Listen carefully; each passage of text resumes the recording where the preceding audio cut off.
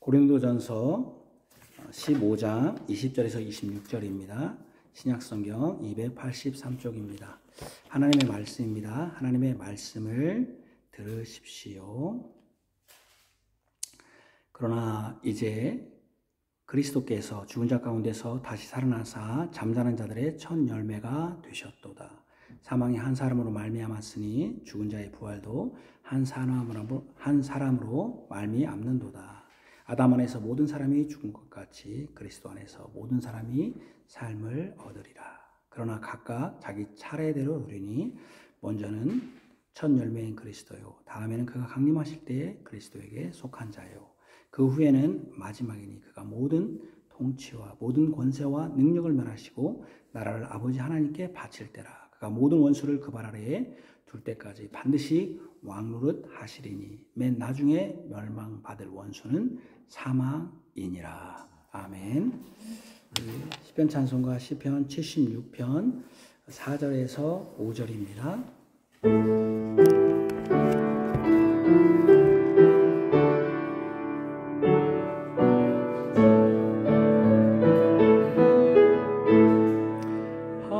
하늘서 주 판결할 때 땅 두려워 잠잠했다. 하나님 온유한 자들 구원하러 일어난 때 사람도 주를 찬양하며 남은 너 주가 금하시리.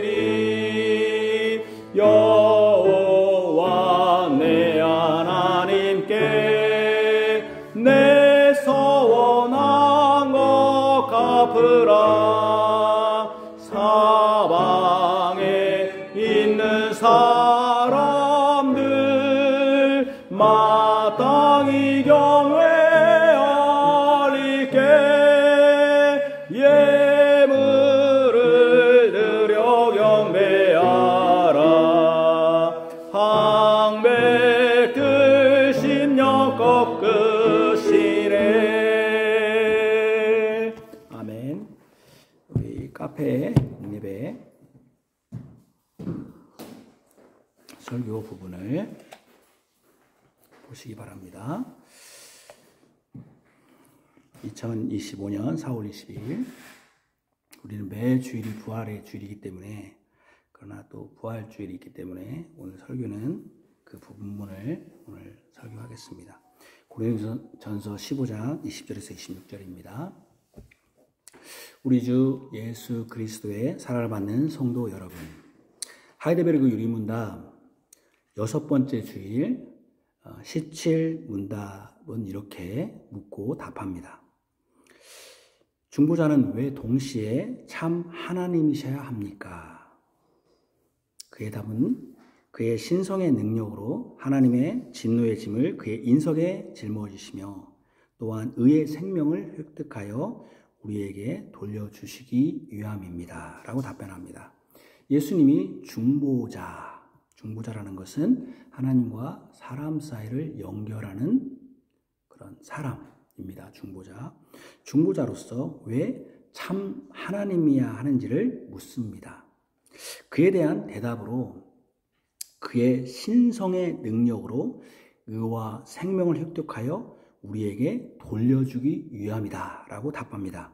이 신성의 능력에 대한 성경 그 구절 중 하나가 로마서 1장 4절입니다.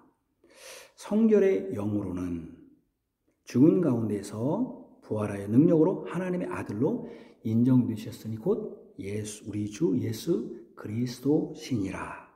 예수님이 중보자 즉 하나님과 사람의 관계를 화목하게 화해시키는 이 대제사장적 사역을 위해서는 참 하나님이셔야 합니다. 이 참 하나님이라는 중보자의 자격이 어떻게 증명되었는가 할 때 신성의 능력으로, 로마서에서는 성결의 영으로 그랬습니다. 이게 이제 이것의 인용부분이거든요. 성결의 영으로 죽은 자 가운데서 부활하심으로 되었다고 합니다. 먼저는 예수님의 부활과 예수님의 중보사역이 관련된다는 것입니다. 다음으로는 예수님의 부활이 예수님이 참 하나님이시라는 것을 증거한다는 것입니다. 또 결과적으로 예수님의 부활과 예수님의 중보사역 그리고 예수님의 참 하나님 되심은 밀접한 관련이 있고 또 그것에 넘어서 그렇게 되기 때문에 어떻게 되겠습니까? 우리 엘레비를 문답한 것처럼 그 의의 생명을 획득하여 우리에게 돌려주기까지 하는 이렇게 이제 다 관련된다는 것이죠. 예수님의 중보사역과 부활하심, 또 부활하심이 참 하나님이심, 또 그 부활하심이 우리에게 끼치는 영향, 이게 모든 게 관련된다는 것입니다. 그래서 오늘 읽은 본문으로 이 점을 확인하면서 설교하고자 합니다. 제목은 예수님의 중보사역. 저기 틀리시죠? 저기 틀어서 좀 춥죠? 첫 번째 제목은 예수님의 중보사역. 첫 번째는 예수님의 죽으심과 예수님의 중보사역, 예수님의 부활하심과 예수님의 중보사역, 예수님의 부활하심과 예수님의 참 하나님 되심, 마지막으로 예수님의 중보사역을 통한 부활이 우리에게 미치는 영향. 첫 번째로 예수님의 죽으심과 우리의 중보사역. 예수님이 부활하셨다는 것은 예수님이 분명히 죽으셨다는 것을 전제합니다. 죽으셔야 다시 사는 것도 가능합니다. 예수님은 분명히 죽으셨습니다. 예수님은 기절했다가 의식이 돌아오신 것이 아닙니다. 예수님은 누군가가 잠시 그의 몸을 로마 군인들에게서 구출해서 피신했다가 사물의 모습을 드러내신 것도 아닙니다. 예수님은 제자들의 의식의 소망을 표현한 소설 속 살아나심이 아닙니다. 내가 제자들이 이게 살아났으면 좋겠다라고 해서 어떤 의식 속에 있는 그런 살아나심이 아닙니다. 예수님은 분명히 죽으셨습니다. 예수님은 우리 아버지, 어머니, 또 할아버지, 할머니처럼 죽으셨습니다. 예수님이 죽으셨다는 것은 예수님도 우리와 똑같은 몸이었다는 것입니다. 예수님은 헛개비 같은 환영이 아니었습니다. 예수님은 글을 그린 초상화처럼 머리에 후광이 있지도 않습니다. 시중에 나온 예수님의 초상화는 다 가짜입니다. 초상화 같은 것에 관심을 갖지 마십시오. 예수님은 우리와 똑같이 육신과 영혼을 가지고 계신 진짜 사람입니다. 단지 그분은 성령으로 잉태되시어 우리와 달리 죄는 없으십니다. 죄가 없으니 하나님이 원래 창조하셨던 그 사람 본체이십니다. 죄 짓기 전 사람인 것이죠. 그런데 처음에는 좀 강하게 드세요. 네, 처음에는 그렇게 드셔놓으세요. 그런데 예수님이 죽으셨습니다. 좀 기다리셔야 됩니다. 예수님이 죽으셨습니다. 이것이 이상합니다. 예수님이 죽으셨다는 게 이상합니다. 왜 이상합니까? 죽음은 분명히 죄의 결과입니다. 근데 제가 분명히 예수님은 우리와 같은 육신과 영혼이 있지만 죄 짓기 전 사람, 그러니까 죄가 없는 그 사람이었다는 것이죠. 죄가 없는데 예수님이 죽으셨다는 것은 이상합니다. 죽음은 분명히 죄의 결과입니다. 죄의 형벌이며 심판입니다. 죄 지은 사람은 다 그에 따른 처벌과 심판을 받는데 그것이 바로 죽음입니다. 죄 지은 자가 죽는 것입니다. 이것은 너무나도 당연한 것입니다. 이를 분명히 우리 성경 본문에도 지적합니다. 사망이 한 사람으로 말미암았으니 21절. 사망 즉 죽음은 한 사람으로 말미암았습니다. 그 사람이 누구입니까? 바로 첫사람 아담입니다. 이를 본문이 분명히 지적합니다. 아담 안에서 모든 사람이 죽은 것 같이. 그러니까 사망은 한 사람 아담에게서 비롯된 것입니다. 죽음은 한 사람의 범죄에 대한 심판입니다. 로마서 5장 16절에도 이것을 분명히 가르칩니다. 심판은 한 사람을 말미암아 정죄에 이르렀으나 그 심판의 정죄의 결과는 뭡니까? 사망, 즉 죽음입니다. 로마서 5장 17절 같이 읽으시죠. 한 사람의 범죄로 말미암아 사망이 그 한 사람을 통하여 왕노릇 하였은지요. 죄는 한 사람 아담에게 속한 것입니다. 심판도 첫사람 아담에게 속한 것입니다. 정죄도 첫사람 아담에게 속한 것입니다. 사망도 첫사람 아담에게 속한 것입니다. 이 첫사람 아담 안에 속한 자들은 다 정죄를 받아, 정죄가 뭡니까? 죄로 정한다. 죄로 정했다 그 말이죠. 그러니까 우리로 말하면 1심, 2심, 3심 딱딱 죄로 정하는 거죠. 법정에서 정죄받아 죽음의 심판에 이르게 됩니다. 그러니까 지금 제가 말하고 있는 건 뭡니까? 죄 지은 사람은 죽어야 된다. 그 처분이다. 그 아담 안에 있는 모든 사람은 죽어야 된다는 겁니다. 그렇다면 왜 첫사람 아담이 이와 같이 죄에 빠져 죽음에 이르게 되었습니까? 아담이 꾀임에 빠졌습니다. 유혹에 넘어간 것이죠. 바로 사단의 유혹에 넘어간 것입니다. 그 사단의 유혹의 말은 하나님의 말씀과는 반대였습니다. 그러니 그것이 유혹인 것이죠. 반대의 말을 하니까. 선악을 알게 하는 나무의 열매를 먹는 날에는 죽지 않고 오히려 하나님과 같이 된다고 했습니다. 분명히 하나님께서는 먹는 날에는 반드시 죽는다고 했는데 사단은 먹는 날에는 하나님과 같이 된다고 했습니다. 아담은 그 사단의 말을 들었습니다. 피조물이 창조주인 하나님이 되고자 한 것입니다. 아담의 범죄는 하나님의 말씀에 순종하지 않고 사단의 말을 신뢰한 것입니다. 명확하게 하나님의 말씀하신 것을 따르지 않은 것입니다. 이때 지금 난방인가요? 난방 아닌 것 같은데? 한번 보세요. 네, 아닌 것 같아요. 찬바람 나오는 것 같은데요? 잠깐만요. 난방인가요? 난방 맞아요. 맞아요? 예. 네. 따뜻한 바람 나오나요? 예. 예. 예. 분명히 그러니까 피조물이 창조주인 하나님이 되고자 한 것입니다. 아담의 범죄는 하나님의 말씀에 순종하지 않고 사단의 말을 신뢰한 것입니다. 명확하게 하나님이 말씀하신 것을 따르지 않은 것입니다. 이때 사단과 하나님 사이에 낀 그 중보적 매개, 중보적 역할을 한 것이 있습니다. 이때 그러니까 그 하나님과 사람, 그러니까 하나님을 대표하는 그 선악과 알게 한 나무와 사람 사이에 낀 존재가 있었는데 그때 누가 꼈습니까? 바로 뱀, 사단입니다. 옛뱀이라고 하죠. 이때 사단이 하나님과 사람 사이에 끼어서 이간질한 겁니다. 이때 중보자가 누가 된 겁니까? 하나님과 사람 사이에 중간에 끼어서 이간질하는 게 누굽니까? 뱀이죠. 중보자 역할을 한 거죠. 사단은 창조물이 아닙니다. 여러분 오늘 그 웨스터민스터 신앙고백서 우리 3장에 봤지만 사단도 처음부터 천사도 처음부터 다 정해져 있었다. 우리가 예정에서 구원받은 자도 처음부터 정해져 있었듯이, 그러니까 어떤 사람은 하나님이 사단을 만들었다고 했는데 그러지 않습니다. 사단은 창조물이 아닙니다. 하나님은 사탄을 만들지 않았습니다. 하나님은 악한 분이 아닙니다. 하나님은 천사를 창조했지 사단을 창조하지 않았습니다. 그런데 어떻게 사단이 생긴 겁니까? 천사가 타락해서 사단이 된 것입니다. 그래서 우리는 천사를 선한 천사, 사단을 악한 천사라고 표현합니다. 그렇게 표현하기도 합니다.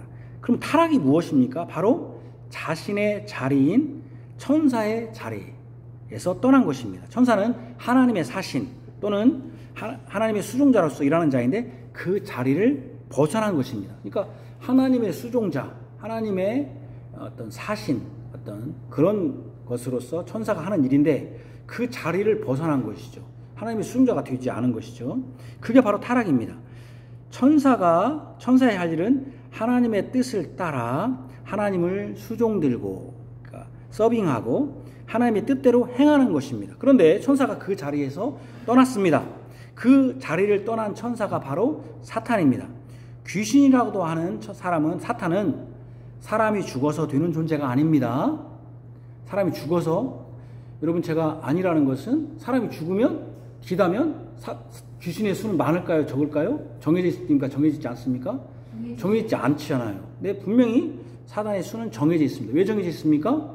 하나님은 천사만 창조했기 때문에 정해져 있는 것입니다.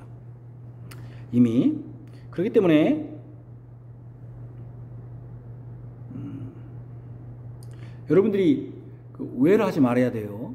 우리가 이제 부모님의 또 여러분들의 조상의 묘소에 갈 수 있는데 그 묘소에 갔다고 해서 그 조상이 우리가 기도할 때 또는 뭐 할 때 그분이 내려온다, 여기에 온다, 라고 생각하고 기도한다면 우리는 제사상을 차리지 않았지만 제사 드리는 것과 똑같은 거죠. 왜 제사상 차린 사람이 뭡니까? 그 귀신이, 아버지나 우리 조상의 귀신이 와서 이 상을 먹는다, 재물을 먹는다고 해서 하는 거 아니에요? 만약 여러분들이 기도할 때 그런 의식을 가지고 기도한다면 제사상을 차리지 않고 있지만 귀신에게 제사하는 것이죠. 절대 내려오지 않습니다. 귀신이 내려오지 않습니다. 귀신이 되지 않습니다.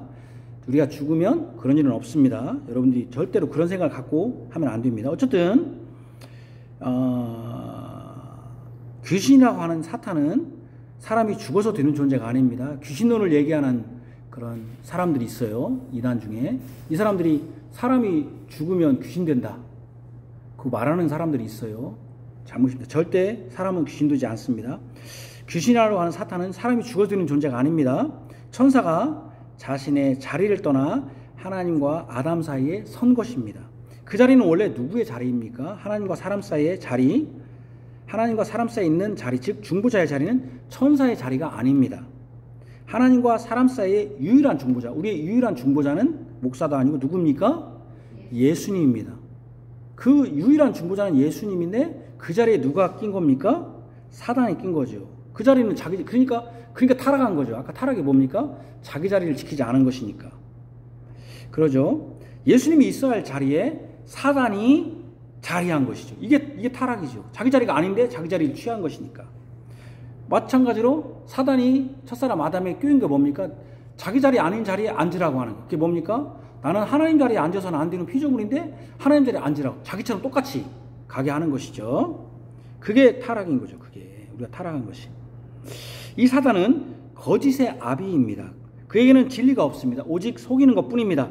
진리를 회방하고 왜곡하고 거짓을 진리라고 속이는 자입니다. 잘못된 중보자의 말을 듣고 하나님의 말씀을 뒤따르지 않았습니다. 첫사람 아담이. 그 결과가 무엇입니까? 정죄요, 죄로 정한 것이요, 심판이요. 그 심판의 결과가 죽음에 이른 것입니다. 그러죠? 그러니까 죽은 것은 정죄받았고 그 심판의 결과로서 죽은 것이죠. 그런 모든 사람이 죽는 것이죠. 아담은 하나님의 뜻에 불순종해서 정죄를 받아 죽음의 심판을 받은 것입니다. 아담이 죽은 것은 하나님의 말씀에 불순종한 결과입니다. 그렇다면 예수님은 왜 죽으신 것입니까? 그러면 예수님은 왜 죽었나? 우리가 근본적인 왜 죽었습니까? 예수님은 생각을 해보는 것이죠. 첫사람 아담처럼 하나님의 말씀을 순종하지 않은 것입니까? 그래서 정죄받아 심판에 이른 것입니까? 첫사람 아담 안에 있는 모든 사람은 다 그렇게 되었습니다. 죄를 지었고 그 죄에 대한 정죄 그리고 심판을 받았습니다. 그럼 예수님은 첫사람 아담 안에 있어서 첫사람 아담처럼 하나님의 말씀을 순종하지 않았기 때문에 그에 대한 정죄, 그에 대한 심판으로 죽음에 이르렀습니까? 아니요. 아닙니다. 이게 중요합니다. 아닙니다. 그 반대입니다. 예수님의 죽으심은. 이게 중요합니다. 그 반대입니다. 예수님은 스스로 아무것도 하지 아니하고 자기 스스로 아무것도 하지 아니하고 오직 아버지께서 가르치신 대로 말씀했습니다. 요한복음 8장 28절. 유대인들이 예수님을 귀신 들렸다고 했을 때 예수님은 나는 귀신 들린 것이 아니라 오직 내 아버지를 공경한다고 했습니다. 요한복음 8장 49절. 내가 하늘에서 내려온 것은 내 뜻을 행하려 함이 아니요 나를 보내신 이의 뜻을 행하려 함이라고 분명히 말씀하셨습니다. 요한복음 6장 38절. 이 하나님의 뜻은 내게 주신 자 중에 내가 하나도 잃어버리지 아니하고 마지막 날에 다시 살리는 것. 요한복음 6장 39절 라고 했습니다. 그러니까 예수님은 마지막에 그들을 살리는 것이 아버지의 뜻이라고 합니다. 분명 예수님은 하나님의 뜻을 행했기 때문에 죽으신 것입니다. 반대입니다. 예수님은 하나님의 뜻을 행했기 때문에 사람의 대속물이 뭡니까? 대신 용서해 주시기 위한 제물로서, 이게 대속물이라는 뜻이죠. 대속물로 자신이 죽으신 것입니다. 예수님 자신이 대속물로 대신 죄를 용서하시는 제물로서 죽으심으로 하나님과 사람을 화목하게 하시기 위하여 죽으신 것입니다. 예수님이 친히 화목제물, 하나님과 사람을 화평하게 하고 평화롭게 하는 화목 제물이 되신 것입니다. 예수님이 하나님을 사람과 화목하게 하기 위한 중보자가 되시기 위하여 중보자이시기 때문에 죽으신 것입니다. 예수님은 하나님의 뜻을 행하여 죽으심으로 그 죽으시는 방식, 그 죽으시는 것으로서 우리를 구원하신 것이 하나님의 뜻이었기 때문에 예수님이 죽으셨습니다. 그렇게 하는 것이 뭐였기 때문에? 예수님의 중보자의 역할이었기 때문에 예수님이 죽으신 것입니다. 그렇죠? 그래서 예수님은 하나님의 뜻을 행하여 죽으심으로 화목하게 하는 중보자가 되셨습니다. 예수님은 중보자로서 죄가 없으신데도 죽으신 것입니다. 그래서 하이델베르 유리문답 우리가 6번째 주일 봤지만 그 17번째 문답에는 16번째 문답이 왜 참 사람이었습니까? 라고 하는 질문에 참 사람이어야 우리가 중보자가 된다고 하는, 제가 그걸 지금 설명합니다. 예수님의 죽으심은 중보자로서 죽으신 것입니다. 두 번째, 예수님의 부활하신과 예수님의 중보사역. 예수님은 죽으신 후에 오늘날 주일이라고 불리는 이날에 다시 살아나셨습니다. 죽은 자 가운데서 살아나셨습니다. 사람이 한 사람으로 말미암았으니 죽은 자의 부활도 한 사람으로 말미암는도다. 아담 안에서 모든 사람이 죽은 것 같이 그리스도 안에서 모든 사람이 삶을 얻으리라. 오늘 본문의 말씀입니다. 한 사람 아담의 불순종으로 모든 사람이 죽게 되었습니다. 죄의 심판이 바로 죽음입니다. 그런데 예수님은 죽으셨지만 죄의 심판으로 죽은 것이 아닙니다. 죄의 심판을 받은 자의 그 죄에서, 그러니까 죄에 대한 심판이지만 여기서 죄에 대한 심판으로 죽지 않았다는 것은 예수님 자신이 죄를 짓지는 않았습니다. 그런데 그가 죄가 되어서 죄인이 되어서 죄에 대한 심판으로 죽으셨죠. 그래서 이 죄의 심판을 받은 자의 그 죄에서 해방시키고 구원하기 위하여 죄의 심판을 받으신 것입니다. 그분이 죄가 없으신데도. 이 죄에 대한 심판으로서 죽음에서 구원하는 방식이 바로 무엇입니까? 바로 첫사람 아담이 불순종으로 잃은 영생을 회복하는 것. 그러니까 죽음으로써 예수님이 얻고자 하는 구원의 방식. 그 구원의 방식이 뭡니까? 바로 첫사람 아담이 죄를 지음으로써 잃어버린 영생을 회복하는 것이 죽음으로써 얻는 구원의 방식이에요. 그러니까 죽는 것이 문제가 아니라 그 죽음으로써 뭘 획득해야 돼요? 예수님이 뭘 획득해야 돼요? 영생을 획득해야 돼요. 영생을. 그죠? 죽음으로써.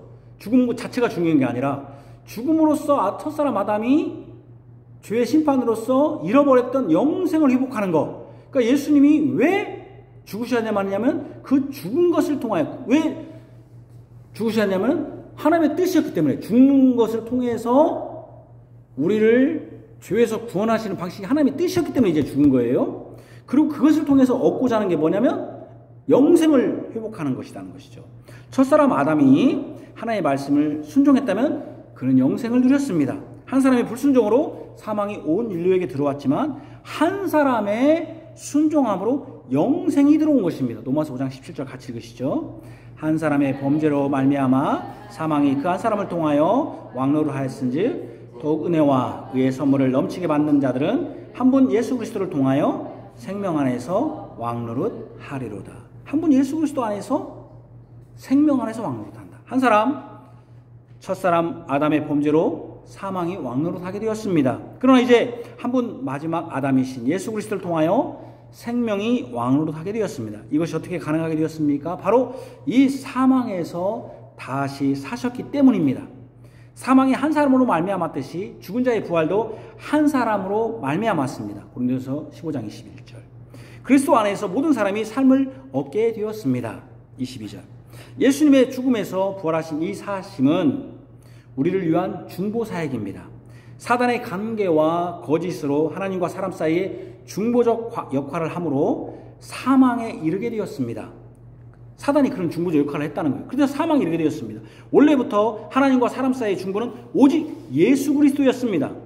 이것이 만세전에 예정하신 것입니다. 곧 창세전에 그리스도 안에서 우리를 택하사, 그리스도 안에서 우리를 택하사, 에베소 1장 4절. 어떤 사람들의 말처럼 원래는 예수님이 중보자가 아니었다가 아담이 타락함으로 그때 중보자로 예수님이 된 것이 아닙니다. 창세 전에 예수님이 중보자였습니다. 원래 예수님 안에 생명이 있었습니다. 원래부터 예수님은 길이요 진리요 생명이신 분이었습니다.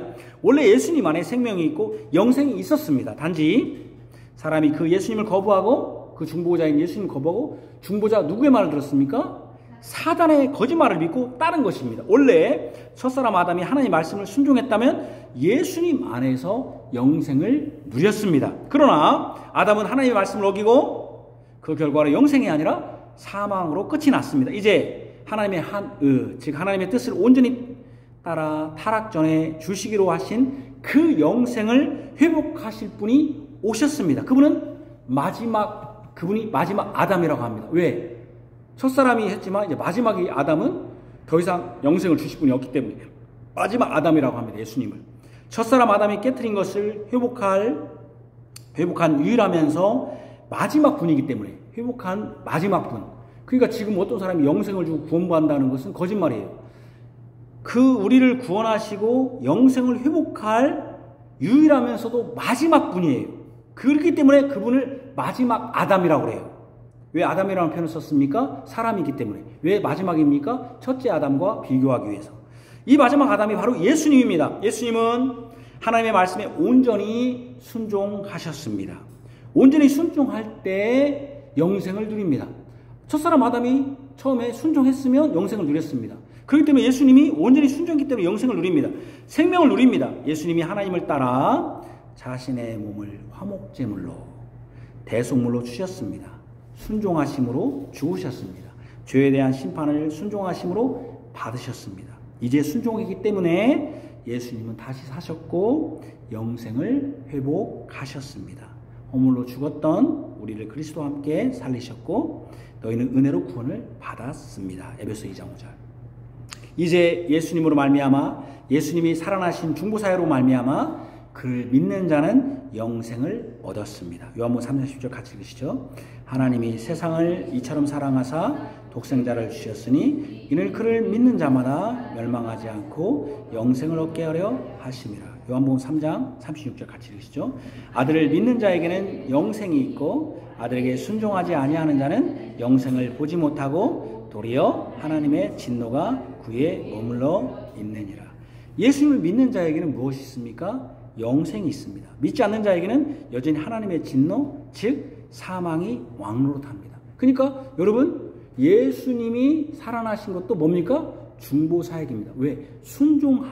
순종하심으로써 우리에게 무엇을 줬습니까? 영생을 줬기 때문에 예수님이 중보사역을 하신 것입니다. 세 번째, 예수님의 부활하심과 예수님의 참 하나님 되심. 예수님의 죽으심이 예수님이 참 사람이심을 증거하듯이 예수님이 다시 살아나심으로 그분이 참 하나님임을 증거합니다. 로마서 1장에서 성결의 영으로는 부활하사 능력으로 하나님의 아들로 선포되었음을 가르칩니다. 그분은 제2위 되시는 성자 하나님으로 인정되셨습니다. 진실로 중보자의 자격에 참 하나님이셔야 하는 것은 의와 하이데베르 요르문답입니다. 의와 생명을 획득하여 우리에게 돌려주실 수 있기 때문입니다. 왜냐하면 우리는 사람이면 자기 죄를 심판을 받기 때문에 살아나지 못합니다. 그러나 하나님의 능력으로 살아나실 뿐 아니라 의와 생명, 그 영생이죠. 우리에게 돌려줄 수 있기 때문에 이분은 참 하나님이라는 것이죠.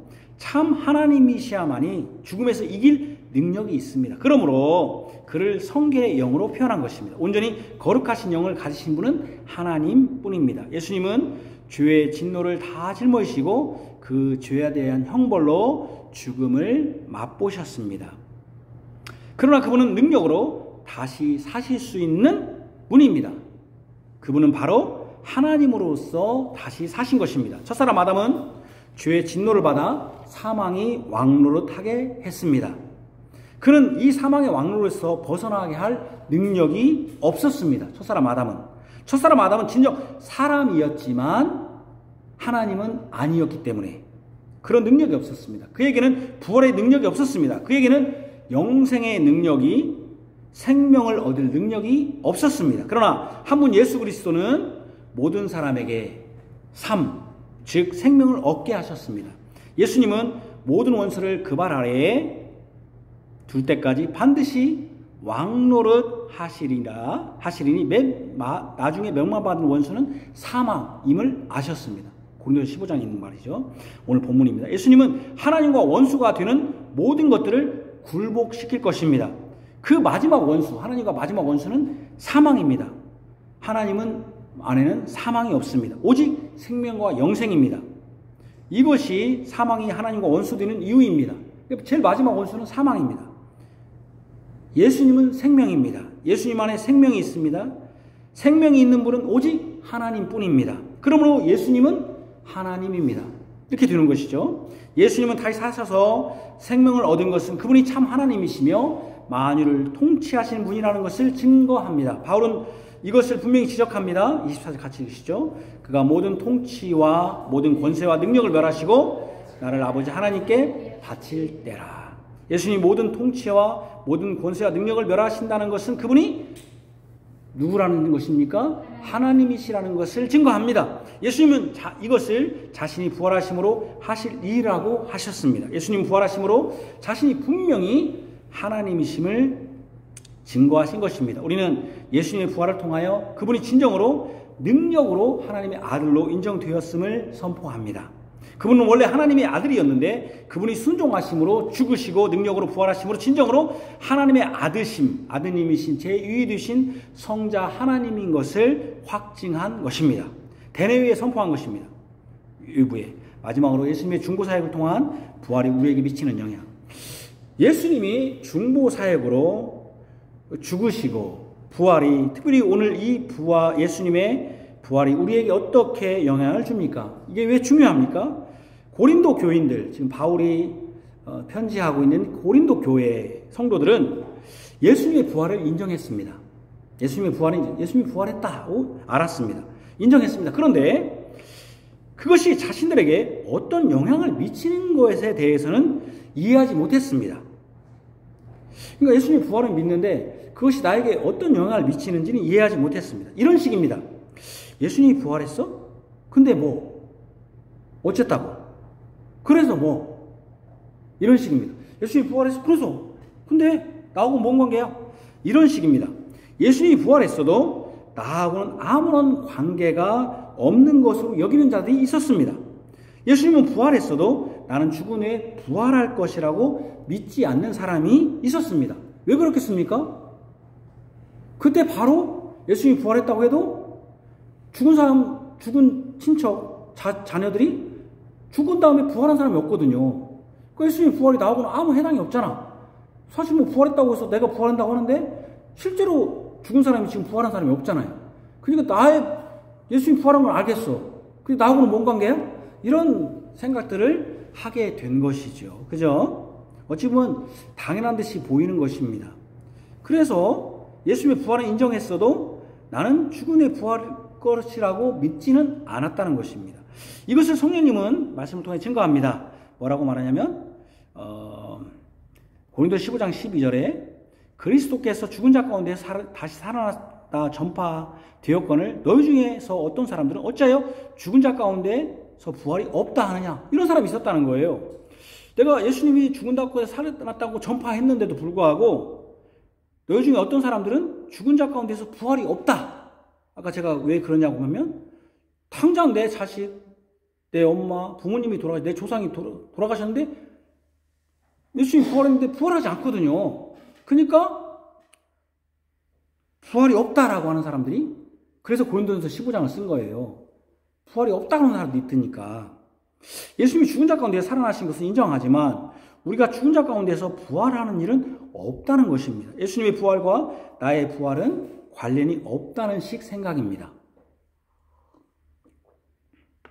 이에 대해서 예수님이 다시 살아나사 잠자는 자의 첫 열매가 되셨다고 분명히 가르칩니다.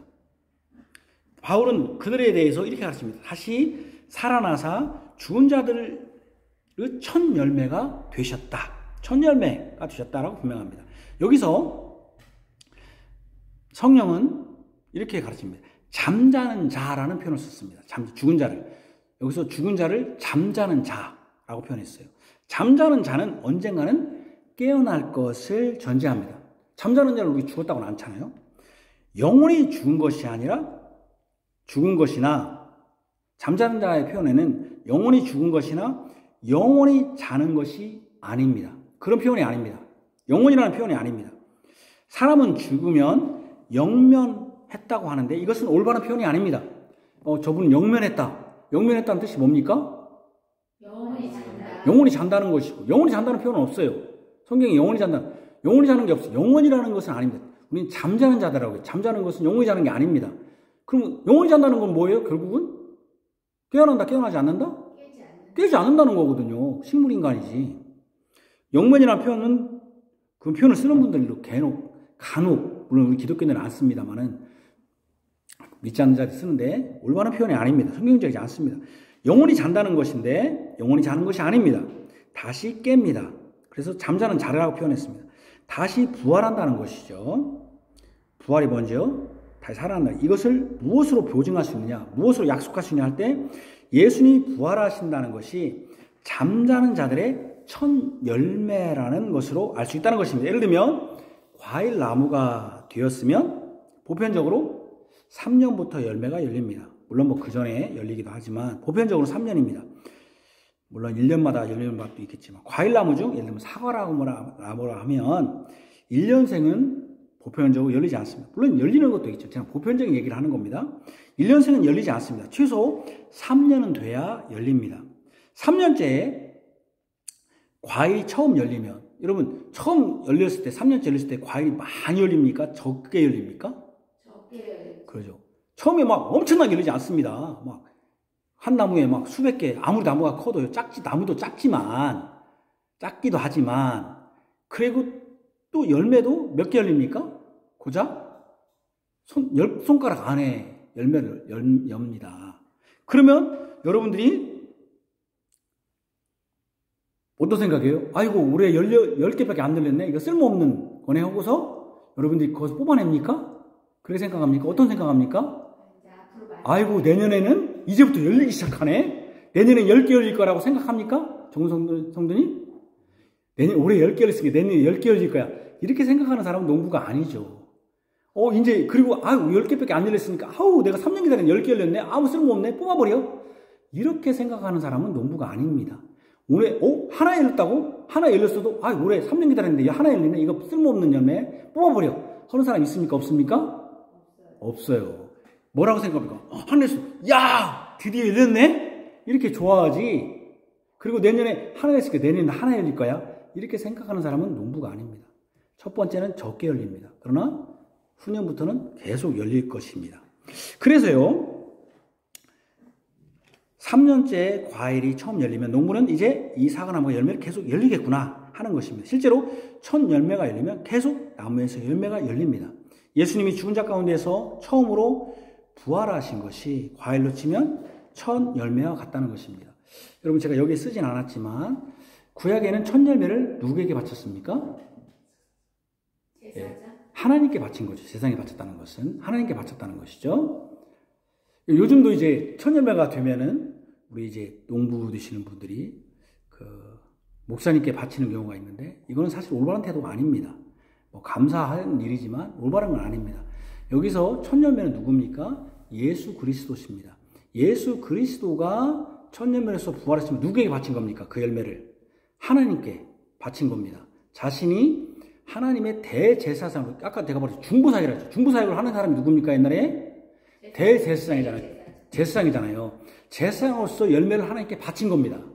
그게 첫 열매를 구약시대에 바친 것이 누구에게 성취된 겁니까? 예수님께. 지금도 이제 그거를 목사님께 바쳐서 목사님이 다 이렇게 하는데 그 누구를 지금 사실은 망치는 겁니까? 예수님의 중보사역의 완성을 망치는 거예요, 사실은. 물론 여러분들이 이제 첫 열매가 있으니까 감사하고 그래서 이제 우리가 감사하는 마음으로 여전히 지금도 이 감사를 나 혼자 나누는 것보다 우리 목사님과 같이 나눠야겠다 또는 이웃과 나눠야겠다 해서 이렇게 가져오는 것은 격려할 일입니다. 그러나 혹시 구약시대의 그런 배경으로 가져온다면 그거는 예수님의 중보사역, 대제사장으로서 그분이 첫 열매가 되셔서 하나님께 바쳐졌다고 하는 그것을 부인하는 것이 될 수 있다. 여러분들 그거 하시고 물론 제가 방금 얘기했죠. 내가 이렇게 하나님께 주셨는데 감사한 것을 나 혼자 누리는 것보다 우리 목사님과 같이 또는 이웃과 같이 나누겠다 하는 건 좋은 격려할 일입니다. 어쨌든 그래서 우리는 이 첫 열매가 열리면 계속적으로 열릴 것이라고 하듯이 그 부활의 열매는 예수님이 부활의 첫 열매가 되었다면 그 부활의 열매도 부활이라는 그 열매도 계속적으로 열리게 될 것이라는 것을 기대합니다. 된다는 것입니다. 중요한 것은 예수님의 부활의 첫 열매였으니 분명히 부활이 계속적으로 있을 것이라는 것입니다. 23절은 그것을 분명히 말씀합니다. 같이 읽읍시다. 시작. 각각 차례대로 되리니 먼저는 첫 열매인 그리스도요, 다음에는 그가 강림하실 때에 그리스도에게 속한 자여, 그 후에는 마지막이니 그가 모든 통치와 모든 권세와 능력을 멸하시고 나라를 아버지 하나님께 바칠 때라고 했습니다. 이 말씀을 오해해서는 안 됩니다. 이 말씀을 그냥 문자적으로 딱 그렇게 해석해요. 첫 열매는 예수님, 그 다음에 강림하실 때, 부활하실 때, 그 다음에 강림하신 후에 또 있을 거야. 이렇게 생각하는, 이렇게 여기는 분들이 많습니다. 이 말씀으로 오해하는 게 뭐냐면 휴거를 주장하는 사람들이 있습니다. 휴거를. 예수님이 먼저 부활하시고 다음에 강림하실 때 그리스도의, 여기 강림하신 다음에 그 다음에 또 뭡니까? 여기 보면 각각 차례되는 첫 열매는 그리스도요, 그 다음에 강림하실 때고 그 마지막에 모든 통치와 모든 권세와 능력을 멸하시고 나라를 아버지께 바칠 때를 하니까 마치 여러분 부활의 순서가 지금 몇 번째 있는 것처럼 보여요? 순서가? 이 순서에 보면 몇 단계가 있는 것 같아요? 3단계. 그렇죠. 1단계는 첫 열매 예수님, 그 다음에 2단계는 그리스도에게 속한 자. 강림하실 때, 그 다음에 세 번째는 강림한 다음에 마지막 그 모든 통치와 권세와 능력을 아버지께 받대. 마치 3단계가 있는 것처럼. 그 3단계가 있다고 생각하니까 3단계를 만들고 싶어야 돼요. 만들고 싶어요. 만들고 싶어서 만든 게 휴거라는 단어를 만든 거예요. 여러분 휴거라는. 그래서 막 여러분 휴거합니다. 이거 여러분 이단입니다. 이거 따라가면 안 됩니다. 지금도 우리 말하자면 장로교 안에서 이렇게 주장하는 목사들이 있어요. 우리 합동 측에서도. 여러분 경계해야 됩니다. 잘못된 것입니다, 여러분. 휴거 주장하는 목사님 있으면 그게 나와야 돼요. 휴거 아닙니다, 우리는. 이렇게 주장하는 거예요. 먼저 예수님이 부활하시고 다음에 강림하실 때 그리스도에 속한 자, 즉 믿지 않는 자들이 일어나고, 그러니까 그 다음에 7년 대환란이 있은 후에 마지막으로 그 시련을 건진 자들이 일어난다. 이걸 세대주의 종말론이라고 하는데, 뭐냐면 이런 식이라는 거예요. 어떻게 하냐면은 처음에 예수님이 첫 열매로 부활했다. 그 다음에 강림한다. 어디에 강림해요? 어디에 강림해요? 공중에 강림한다는 거예요. 공중에. 공중에 강림하면은 그때 공중에 강림할 때 뭐가 일어나? 진짜 그때까지 신실하게 믿는 자들이 뭐가 일어나? 휴거. 그죠? 휴거. 여기 제가 조금 이따 휴거라는 뜻이 이끌릴 휴자예요. 이끌라는 휴자에다 들 거자예요. 이끌려서 들려진다는 휴거. 영어로 랩처인데 그때 올려진다는 거예요. 그리고 거기서 공중에서 있다가 7년 대환란의 밑에는 막 있어. 그때 그 대환란의 기간은 뭐냐면 시련의 기간이라는 거야. 그래서 그 시련을 잘 견디는 사람이 마지막에 어떻게 된다? 올려진다. 이제 완전히 그냥 공중에서 예수님이 이제 내려오신다는 거야. 그 3단계가 됐잖아요, 이렇게. 그렇게 여기 보니까 그렇게 된다는 것입니다. 이것을 이 휴거라는 교리를 더 강화하기 위해서 데살로니가전서 4장 16절에서 17절을 인용합니다. 휴거를 말하기 위함이죠. 주께서 호령과 천사장의 소리와 하나님의 나팔 소리 치니 하늘로부터 강림하시리니 그리스도 안에서 죽은 자들이 먼저 일어나고 그 후에 우리 살아 남은 자들도 그들과 함께 구름 속으로 끌어올려라는 뜻이 뭐예요? 이게 끌어올려. 휴거라는 뜻이잖아요. 이끌릴 휴자에다가 들 거니까. 구름 속으로 끌어올려 공중에서 주를 영접하게 하시리니 그래야 우리가 항상 주와 함께 있으리라. 이거 보니까 제 말이 지금 제가 휴거라고 틀렸다고 했는데 맞는 것 같네요. 그죠? 공중에 강림하시는데 여기 공중에서 주를 영접하면 그리고 주님이 지금 어디에 있다는 거예요? 공중에 있다는 거잖아요. 공중에 있고 막 천사장의 나팔 소리가 들리니까 어떻게 됐다는 거예요? 밑에 있는 사람이 끌어올려 올라갔다는 거잖아요. 그래서 공중에서 우리가 주와 함께 있으리. 그렇게 되면 이제 뭐가 문제가 되는 거죠, 여러분? 이렇게 맞네? 목사님 성경에 이렇게 나와있는데, 목사님 지금 헛소리 하는 겁니다. 휴가 맞는데요? 그럼 뭐가 문제가 되는 거죠? 여러분들, 제가 여기 안 썼는데. 여러분 생각할 때 뭐가 문제가 되는 거죠? 예수님이 하늘에 오르셨을 때, 너희들이 본대로 오겠다 했어요.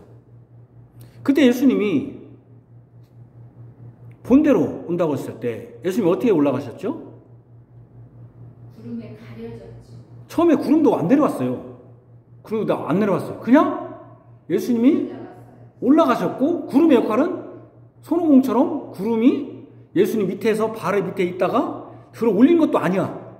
그리고, 그죠? 들어 올렸습니까? 아니요. 손오공이 아니야, 예수님이. 올린 것도 아니야. 그러다가 쫙 공중에 올라가니까, 떨어질까봐 또 구름이 밑에서 받친 것도 아니야. 뭐라고 말했어요? 구름에 들려가 아니라 구름에 들렸다가 안 했다니까요. 가려져 보지 아니했다. 가려진 것이지 가려져 보지 않았다고지. 구름에 들려. 예수님이 떨어지게 생겼으니까 구름이 받쳐준 게 아니야. 우리 뭡니까 이렇게 뭐죠? 기구 뭐죠? 그게 바람에 이렇게 열기구처럼 올라가면 떨어지니까 받친 게 아니야 구름이. 그죠? 처음부터 올린 것도 아니고. 구름에 가려. 여기서 구름은 우리가 말하는 이 구름이 아니에요. 예수님 하나님의 임재를 나타낼 때 구름이거든요. 이 구름이 말이 물리적 구름이 아니고 보이는 구름이 아니고.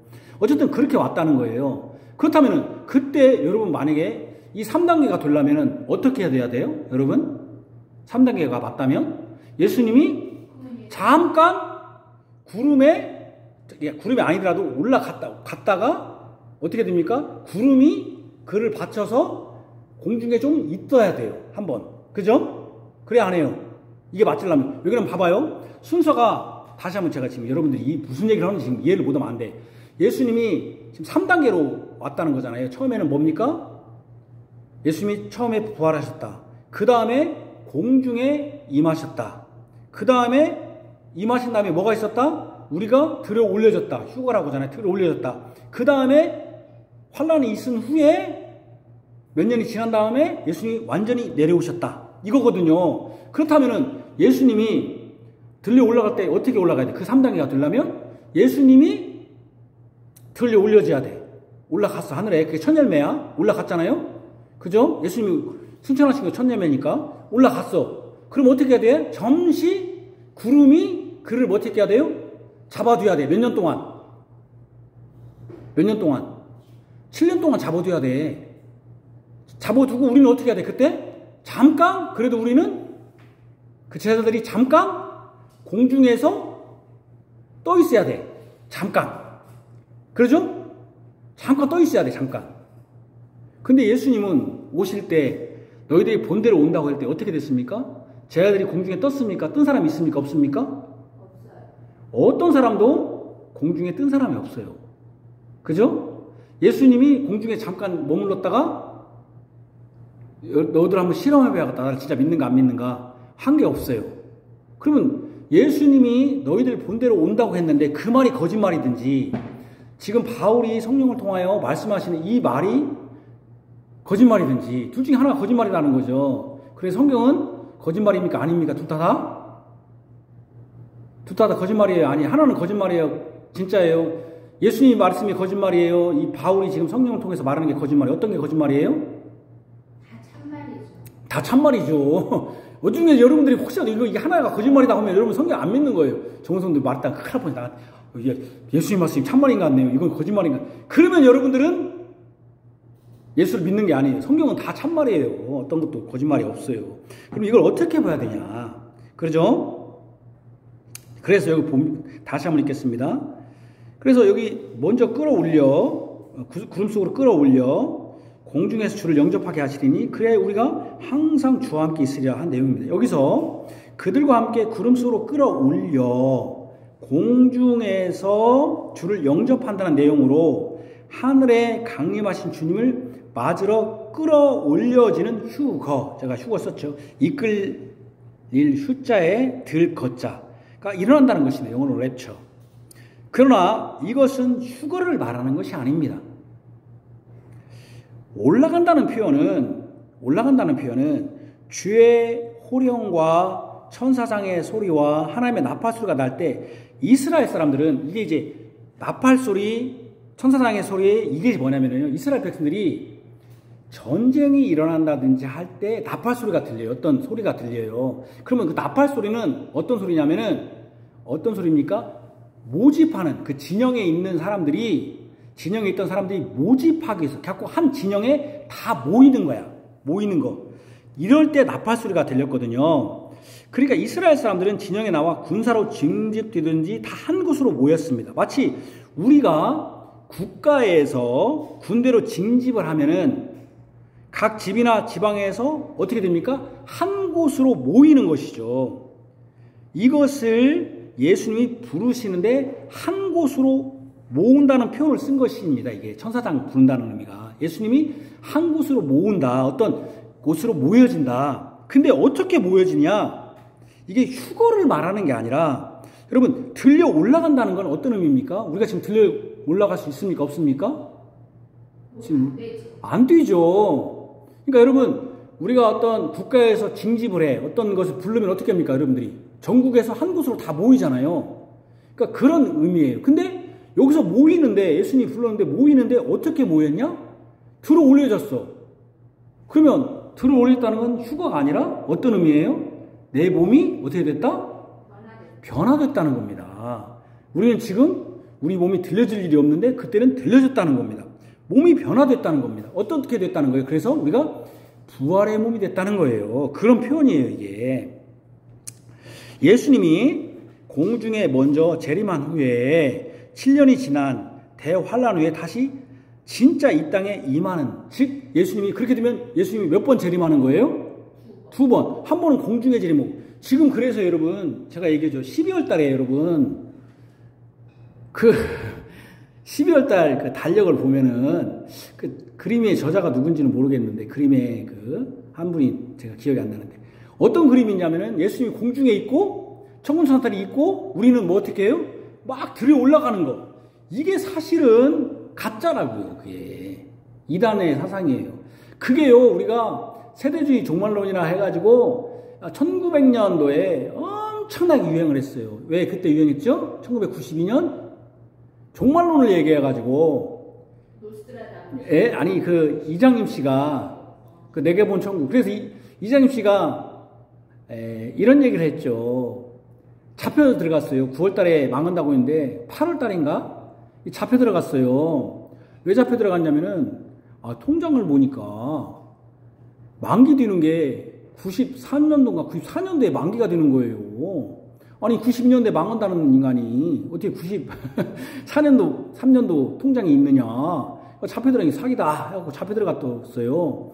이분이 1992년 10월 28일 남들은 지금 그냥 재림 10월 28일이었죠? 9월 28일이나 10월 28일이었죠? 뭐 재림한다고 흰 옷을 입고 옛날에 우리가 부활한다고 옛날에 우리가 상복 입었잖아요. 우리 아주머니들. 막 노래하고 지금 난리 피는데 이분은 정상적으로 10시인가 9시에 잤대요. 편안하게.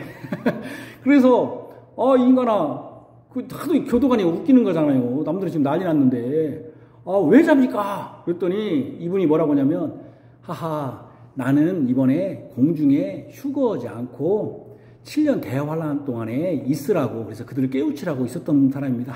나 참 사기꾼들은 하여튼 뼈저날 구멍은 있다니까요. 그때 유행했어요. 이게 세대주의 종말론이 엄청나게 유행했어요. 그래가지고 지금도 달력에 말입니다. 그런 밑에 위에는 막 천군천사 예수님 구름이 있고 밑에는 막 갑자기 어떤 사람이 막 끌어올라가는 것처럼 손을 만세 부르고 있는 것처럼 하는 그런 것이 있는데 잘못된 것입니다. 우리 개혁주의 신앙인들은 개혁주의는 믿어서는 안 됩니다. 잘못된 것입니다. 예수님이 이중재림한다는 거잖아요. 처음에는 공중에 있다가 7년 동안 기다렸다가 그 다음에 내려온다는 거잖아요. 아닙니다. 휴거를 주장하는 사람들은 이중재림을 주장하는 것입니다. 예수님이 부활의 천년멸을 하시고 다음에 강림하실 때 그리스도께 속한 자라고 하셨지만 실제로는요. 그러니까 여러분 그런 순서를 따지면 안 돼요. 제가 마태복음 이제 24장에서 또 얘기하겠지만 막 순서 따지면 안 돼요. 그 순서 따지는 인간들이 꼭 그 세대주의 종말론자들 그런 사람들이거든요. 근데 실제로는요. 부활의 첫 열매를 하시고 다음에 강림하실 때라고, 그래서 그리스도에게 속한 자라고 하셨지만 실제로는요, 예수님이 죽으시고 부활하실 때 성도들의 몸이 일어났습니까? 안 일어났습니까? 살아난 사람이 있었습니까? 없었습니까? 있었습니까? 없었습니까? 성경에 보면 있었습니다, 여러분. 그러니까 첫 열매 한 다음에 우리 지금 여기 고린도서에 보면 뭐가 돼야 돼요? 절대 일어나면 안 돼요. 예수님이 첫 열매, 그 다음에 누가 일어나야 돼요? 언제 일어나야 돼요? 예수님이 강림할 때 일어나야 하잖아요. 예수님이 강림한다는 건 뭐예요? 다시 오실 때잖아요. 근데 실제로는요, 예수님이 죽으시고 부활하실 때 몸이 일어났어요. 마태복음에 있는 내용인데 같이 읽읍시다. 시작. 예수께서 다시 크게 소리 지르시고 영원히 떠나시니라. 무덤들이 열리며 자던 성도들의 몸이 많이 일어나되 예수의 부활 후에 그들이 무덤에서 나와서 거룩한 성에 들어가 많은 사람에게 보이니라. 여기 보니까 예수님이 영원히 떠나시는데 무덤들이 열리며 자던 성도들의 몸이 많이 열렸다. 예수님이 강림할 때입니까? 안 할 때입니까? 이때? 안 할 때란 말이에요. 그리고 예수님의 부활 후에 그들이 무덤에서 나와서 부활했다는 거잖아요. 그러니까 죽으시고 부활할 때 어떻게 된 겁니까? 부활했다는 거예요. 그러니까 제가 여러분들에게 아까 예수님의 부활이, 강림이 3단계다? 맞추지 말란 말이에요. 이렇게 하지 말라는 거예요. 중요한 것은 그게 아닙니다. 우리 본문에는 예수님이 첫 열매시고 다음에 강림하실 때 이런 순서로 부활한다고 했는데, 마태복음에서는 이미 예수님이 죽으실 때 무덤이 열리고 자던 성도의 몸이 많이 일어났습니다. 부활 후에도 그들이 무덤에서 나왔습니다. 그러므로 이 순서가 정확히 이런 순서다라기보다는 핵심은 뭐예요? 예수님이 부활의 첫 열매이니 뭐도 분명하다? 우리의 부활도 분명하다는 것이 핵심입니다. 키워드는. 무슨 말인지 아시죠? 그러니까 이것을 갖고 제가 이제 마태복음 24장, 이제 우리 25장에서 제가 또 설교하겠지만, 종말에 대해 설교하겠지만, 막 짜는 사람이 있어요. 이렇게 막 순서를. 이런 거 하지 말라는 거예요. 이 본문의 핵심은 예수님이 부활했으니 우리도 부활한다는 거예요. 특히 고린도서 15장은 그걸 강조해요. 무슨 말인지 아시겠습니까? 그리고 데살로니가 전서에 나온 그 내용은 무엇이냐면 어떤 내용입니까? 우리 몸이 들려 올려질 만큼 뭐 한다? 변화된다는 거예요. 변화된다는 거. 마치 구약에 천사장이 부르면, 나팔소리가 들리면 온 사람들이 다 모였는데 그때는 몸이 모였는데 우리가 어떻게 모인다? 주님이 그때 부르신다. 그때 우리가 몸이 변화된다. 근데 여러분, 여기 내려온다 하니까 우리가 올라간다는 게 중요한 게 아니라 항상 예수님이 뭐라고 했습니까? 오신다. 하나님 나라는 올라가는 게 아니에요. 온다고 했지, 온다고. 온 다음에 우리 몸이 변화된다는 거예요. 공중에 재림한다는 게 아니라. 그게 핵심이라는 거예요. 그래서 우리는 이것을 분명히 해야 되는데, 그래서 우리는 핵심은 그거기 때문에 예수님이 부활이 첫 열매, 우리도 부활합니다. 이건 분명한 것이 이것입니다. 요한복음 5장 29절 같이 읽읍시다. 시작. 선한 일을 행한 자는 생명의 부활로, 악한 일을 행한 자는 심판의 부활로 나오리라. 그러니까 여기 보니까 여러분, 부활은 믿는 자나 믿지 않는 자 다 부활합니까? 안 합니까? 다 해요. 다 한다는 거예요. 그래서 예수님의 첫 열매가 주셨으니 분명히 부활이 있습니다. 믿는 자나 믿지 않는 자나 다 부활합니다. 그러나 결과는 다릅니다. 선한 일을 행한 자는, 즉 예수님을 믿고 선을 행한 자는 생명의 부활을, 예수님을 믿지 않는 악한 일을 행한 악인들은 심판의 부활로 나올 것입니다. 악한 자의 부활은 둘째 사망으로 영원한 심판을 받기 위한 부활입니다. 요한계시록 20장 14. 제가 문제 하나 낼게요. 그러면 여러분, 믿지 않는 자들은 영화된 몸으로 부활한다. 맞습니까? 틀립니까?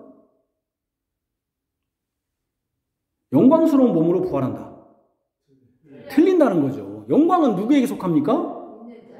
예수님께, 하나님께 속한 거예요. 영광은 하나님께 속한 거예요. 그들은 부활하는데 어떻게 부활할 겁니까?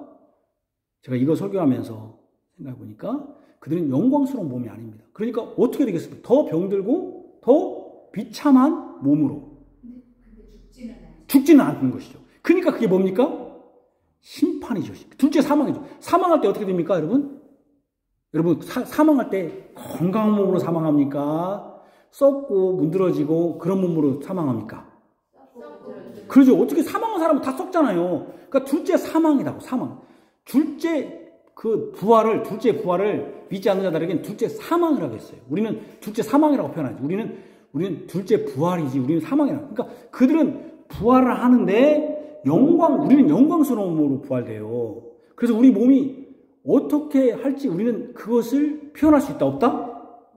없다. 왜? 우리는 그걸 몰라. 그래서 하나님 나라는 우리가 표현할 수가 없어. 고린도서에 말한 것처럼. 그래서 우리 몸도 표현할 수 없어. 그러나 우리가 믿지 않는 자들의 부활은 표현할 수는 없지만 예상할 수는 있어. 유추할 수는 있어. 어떻게? 사망이니까. 사망하면 어떻게 됩니까? 썩어버리잖아요.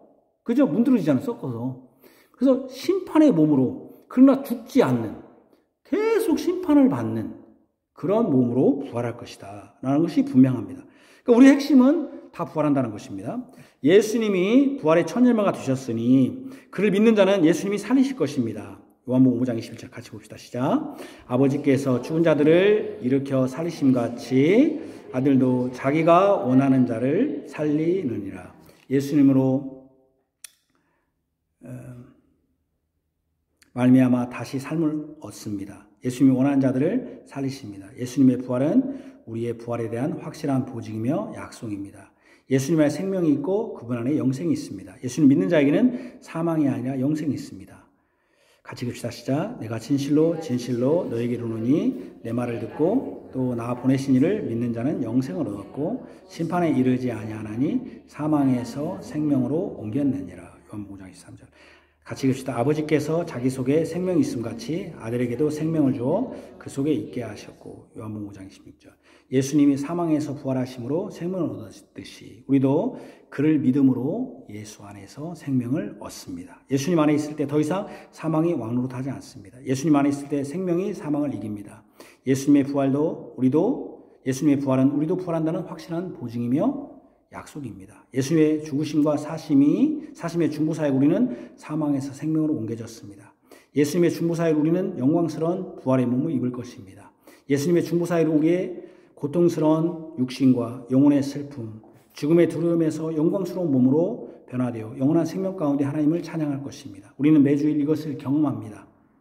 매주일 이 날은 바로 예수님이 부활하신 날입니다. 우리가 이 날을 기념한다는 것은 예수님이 부활했다는 의미입니다. 매주일 부활하신 예수님을 찬양하고 부활하신 예수님을 증거합니다.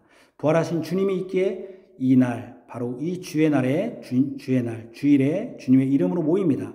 이 주의 날을 지키는 것은 예수님이 분명히 부활했다는 증거이며 이 날을 모이는 우리도 예수님과 같이 영광스러운 몸으로 부활할 것을 확신하게 됩니다. 우리는 매 주일 부활의 주님을 선포하고 기뻐합니다. 예수님이 부활한 날 모이는 이 주일에 우리의 부활도 소망합니다. 우리는 매주일 이 예수님의 부활의 날을 통해서 확신할 수 있습니다. 예수님이 사망을 이기시고 부활하셨기에 우리도 사망에서 생명으로 옮겨질 것을 확신합니다. 지금 여러분들은 여러 가지 병고와 죽음으로 향하는 육신으로 힘듭니다. 이것으로 위로를 삼으십시오. 우리는 병든 몸이 아니라 영광스럽고 영화된 몸으로 다시 살아날 것입니다. 육체와 영혼으로 인한 슬픔은 다 사라질 것입니다. 우리는 그날이 언제인지 알지 못합니다. 우리가 아는 것은 예수님이 부활하신다는 그 예언이 성취되었듯이 예수님이 하늘로부터 다시 오실 날도 확실하다는 것을 믿습니다. 우리는 언제인지 모르지만 확실히 예수님이 오시는 날을 소망합니다. 우리는 그날을 이 부활의 날, 이 주일에 미리 맛봅니다. 이것이 복음입니다. 아멘. 기도하겠습니다. 하나님 아버지, 주께서 이 주의 날에 부활하셨습니다. 우리는 매 주일 이 주일을 부활의 날로 기뻐합니다. 예수님이 부활했기 때문에 우리는 주의 날이 있었고 이 주의 날에 부활의 주님을 선포하고 감사하며 부활의 날에 예수님이 사망 권세에 이겼듯이 우리도 사망을 이기고 다시 살아나 영원한 생명을 누리며 영원한 몸이 될 것을 확신하고 약속을 항상 이 주일에 확인합니다. 우리 주님은 우리의 중보자로서 죽으시고 사셨으며 그것을 통하여 우리가 하나님과 화목하게 하시고 우리에게 의와 생명, 영생을 주셨습니다. 이제 우리에게 순종하는 것, 예수님을 믿는 자는 심판에 이르지 않고 영생을 얻습니다. 우리가 진실로 예수님을 믿게 하시고 예수님 안에서 참된 위로와 또 소망을 갖게 하여 주옵소서. 우리 교인들 몸이 많이 불편하고 병으로 만성적인 병으로 수고합니다. 이 세상의 어떤 것으로도 위로할 수 없습니다. 항상 그것이 많은 것을 하지 못하게 하고 슬프게 합니다. 그러나 이 부활의 주님, 영광스럽게 되신 이 부활의 주님이 위로가 되게 하여 주옵소서.